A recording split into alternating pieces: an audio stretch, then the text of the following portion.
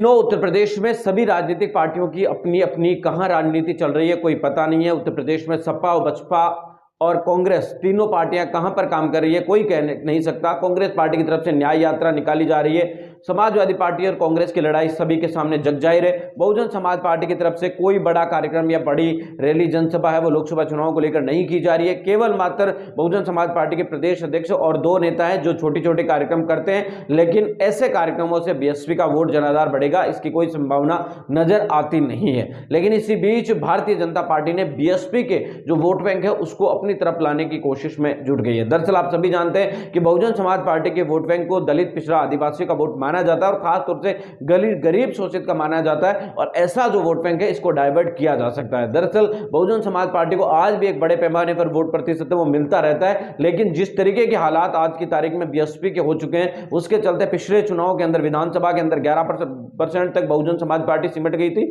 और लोकसभा चुनाव में तो यह परिणाम और ज्यादा नीचे आने की संभावना जताई जा रही है। अब बताया यह जा रहा है कि लोकसभा चुनाव में बहुजन समाज पार्टी पिछला जो उनका वोट प्रतिशत था उससे भी आधे वोट बैंक पे आने की संभावना है वो जताई जा रही है। लोकसभा के अंदर वर्तमान में बीएसपी के 10 सांसद हैं और आगे आने वाले 2024 में कितने होंगे ये देखना दिलचस्प होगा। लेकिन बीएसपी के वोट बैंक पर भारतीय जनता पार्टी ने अपनी नजर गड़ाई हुई है। भारतीय जनता पार्टी ने इसको लेकर दो फैसला लिया। पहला तो यह कि राम मंदिर का प्रचार दलित बस्तियों में नहीं किया जाएगा, बल्कि दलित बस्तियों के अंदर जन कल्याणकारी जो योजनाएं बीजेपी सरकार की है उनका प्रचार किया जाएगा, उनसे जोड़ा जाएगा। जिनको उनका लाभ नहीं मिल रही है उन लोगों को उनसे जोड़ा जाएगा, और उस तरीके से आपको बता दें कि वोट बैंक को अपनी तरफ डाइवर्ट करने की कोशिश की जाएगी।